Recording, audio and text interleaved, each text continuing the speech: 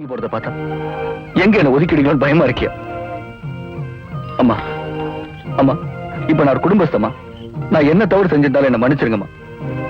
ஐயா, இந்த தனி மரம் ஒரு தோப்பாகணும்னு வாழ்த்துங்கய்யா. இனிமே யாருக்கிட்டையும் சண்டைக்கு போக மாட்டேன், யாருக்கிட்டையும் மொரட்டுத்தனமா நடந்துக்க மாட்டேன். என் பொண்டாட்டி மேல சத்தியம், எனக்கு பிறக்க போற என் குழந்தை மேல சத்தியமா சொல்றேம்மா. என்ன மன்னிச்சிருக்கம்மா, மன்னிச்சிருக்கம்மா. அம்மா, அன்னைக்கு உங்க பையன் திருடினதுக்காக அவன் கையில நான் சூடுபட்டேன். எதுக்கு தெரியுமா? யாரும் பொய் சொல்லக்கூடாது, திருடக்கூடாது, அதுக்குதான்.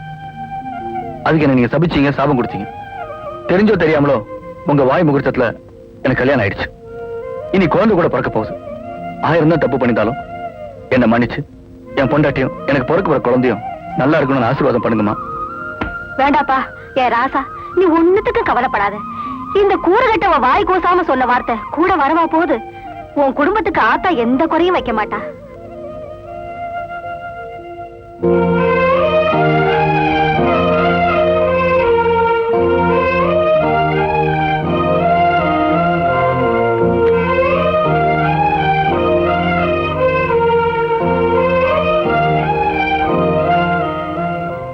மன்னிச்சிடுறா.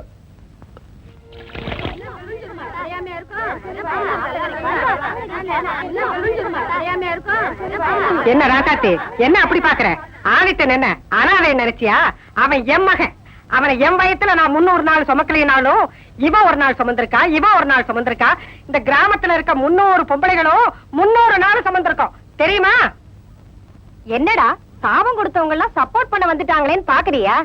அவன் செஞ்ச நல்லது எல்லாம் நாங்க தப்பா புரிஞ்சுக்கிட்டோம். அந்த சின்ன பாண்டி மட்டும் வெளாவரியா சொல்லாம இருந்திருந்தா இந்த மரமண்டைகளுக்கு எல்லாம் புரிஞ்சிருக்குமா? ஏண்டி ராசாத்தி, நாங்க தான் படிக்காதவங்க, நீ படிச்சதானே, உனக்கு தெரியாதா?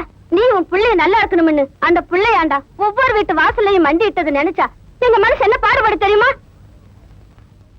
தெரியாம தான் கேக்குறேன். மாமியார் கொடுமைன்னா என்னன்னு தெரியுமா அவனுக்கு? இப்ப ஒரு மாமியார் இல்ல, 300 மாமியார் இருக்காங்க, தெரிஞ்சுக்கோ.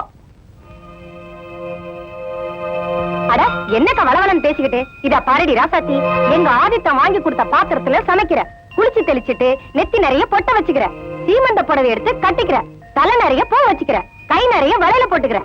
சித்ரா பௌர்ணமி அன்னைக்கு ஆத்தங்கரைக்கு ஆதித்தனையும் அழைச்சிட்டு வர. நாங்க யாரும் நிலவை பார்த்து சாப்பிட மாட்டோம், உங்க 2 பேரையும் பார்த்துட்டு தான் சாப்பிடுவோம்.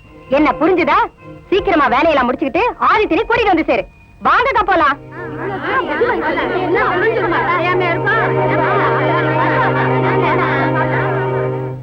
இந்த பாருமா, அவன் மனசுல ஆழ பதிஞ்சிருக்கிறது நான் ஒரு அனாதைங்கிறதுதான். அவனுக்குன்னு எந்தவித ஆசாபாசமும் கிடையாது. உன் கழுத்துல 3 முடிச்சு போட்டது கூட ஆசையினால இல்ல தாயி, அவசரத்தினால. ராசாத்தி, நான் உங்ககிட்ட படிப்பிச்சு கேக்குறேம்மா. அவனை இன்னைக்கு பல பேர் மனசுலையும் படியிலையும் சுமக்கலாம். ஆனா கடைசி வரைக்கும் முந்தானியில சுமக்க வேண்டிய பொறுப்பு உன்னதுதாம்மா. அவனை கைவிட்டுறாத தாயி, அவனை கைவிட்டுறாதம்மா.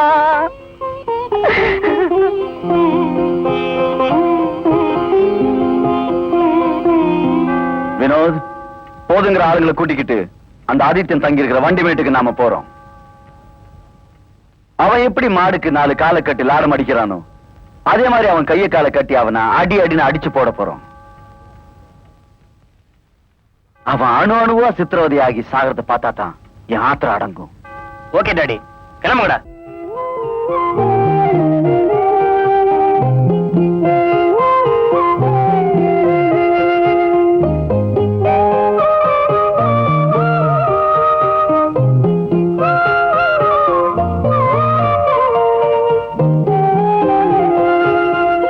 என்னம்மா, உடனே இந்த ஊர் ஜனங்க யோசிக்க வச்சுட்டாங்களா? பாருமா, ஆம்பளைங்களோட பொம்பளைங்க தான் புத்தாலிங்க. ஏன் தெரியுமா? குறவா தெரிஞ்சுக்கிறீங்க, ஆனா நிறையவே புரிஞ்சுக்கிறீங்க. நீ ஆதித்தனை பத்தி எந்த அளவுக்கு புரிஞ்சு வச்சிருக்குன்னு தான் எனக்கு தெரியல. உன் கழுத்துல ஒரு தாலியை கட்டி இந்த ஊரையே ஆட்டி வைக்கணுன்றது தான் அந்த ஜமீன்தாரோட திட்டம். அதை முறியடிக்கிறதுக்காக தான் நான் ஆதித்தனையே முடிக்க விட்டேன். உன் மானம் போயிட்டதுக்காக புலம்புறியே, இந்த ஊர் மானத்தையும் அவன் தான் காப்பாத்திருக்கான். புரியுதா?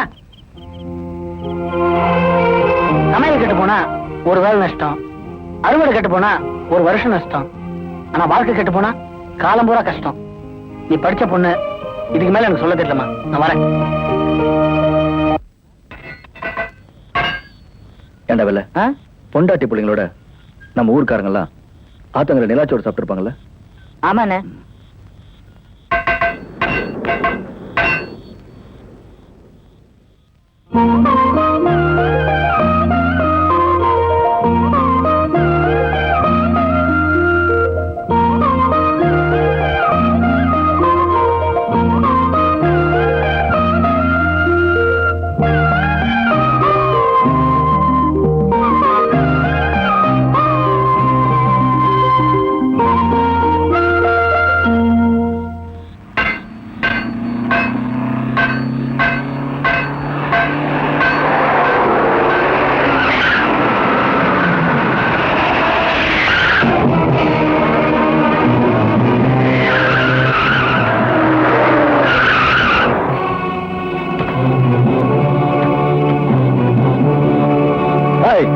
அவனை மாட்டை கட்டுற மாதிரி கட்டி போடுங்கடா.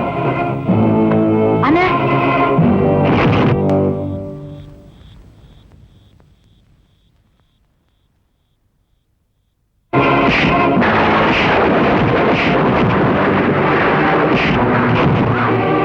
மாட்டுக்கு லாட அடிக்கிற உனக்கே இவ்வளவு திமிர் இருந்தா மாட்டுத்தோலை உரிச்சு வைக்கிற எனக்கு எவ்வளவு திமிர் இருக்கும்?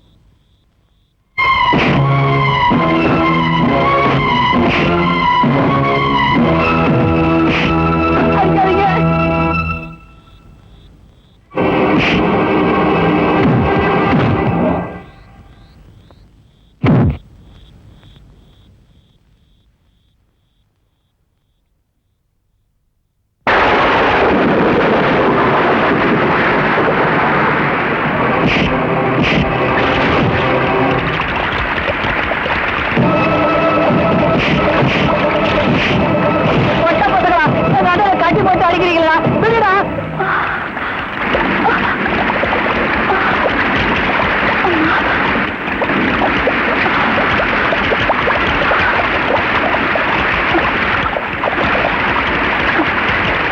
பழனி, இங்க வாடா. என் புருஷன் எனக்கு பூ கொடுக்க சொல்லி உங்ககிட்ட காசு கொடுத்தாருல, அந்த காசுக்கு பூ கொடுறா.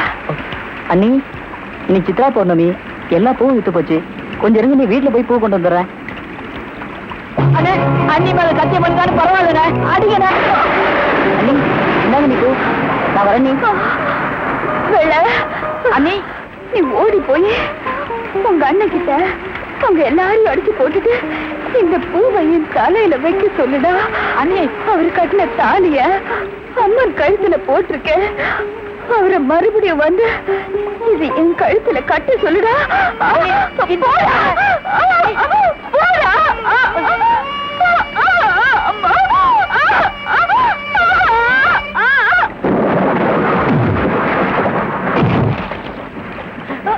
அண்ணே, அண்ணே, அண்ணே, எந்திரிங்கண்ணே, எந்திரிங்கண்ணே. அண்ணி மனசு மாறிட்டாங்கண்ணே. இவங்க எல்லாரையும் அடிச்சு போட்டுட்டு இந்த பூவை அவங்க தலையில உங்க கையால வைக்க சொன்னாங்கண்ணே. எழுந்திரிங்கண்ணே. அண்ணே, அம்மங்கள்ட்ட போட்டிருக்க தாலி எடுத்து மறுபடியும் உங்க கையால அன்னிகள்ட்ட கட்ட சொன்னாங்கண்ணே.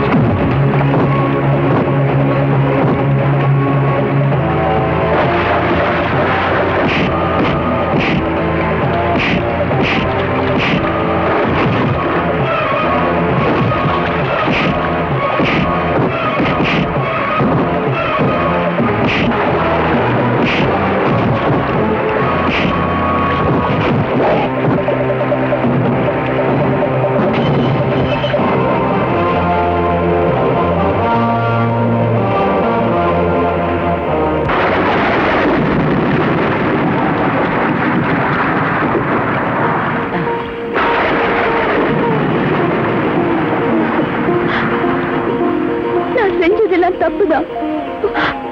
என்ன மன்னிச்சிருங்க. உங்களுக்காக வேண்டிக்கிட்டு அம்மன் கழுத்துல தாலி கழட்டி போட்டிருக்கேன். அத மறுபடியும் என் கழுத்துல கட்டுங்க. அந்த பூவை உங்க கையாலேயே என் தலையில வச்சு விடுங்க.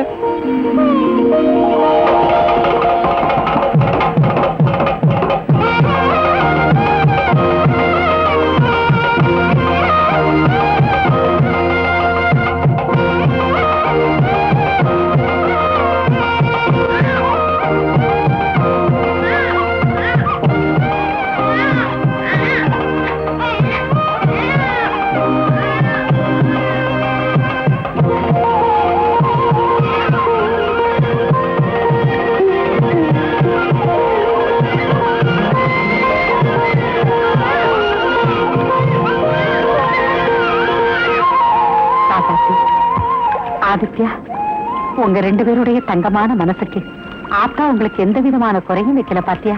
ஏதோ ஆண்டவன் புண்ணியத்துல இந்த குழந்தை பிறந்த நேரம் நீங்க 2 பேரும் ஒன்னா சேர்ந்துட்டீங்க. இத பாக்கும்போது எங்களுக்கெல்லாம் எவ்வளவு சந்தோஷமா இருக்கு தெரியுமா?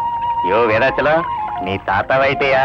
பெரியவங்க சும்மா சொன்னாங்க, 2 மனசு ஒண்ணு சேர்ந்துட்டா புளியாலையில கூட குடும்பம் நடத்துறான்னு. அப்ப வேப்ப இலையில உனக்கு மந்திரிக்கலாம்.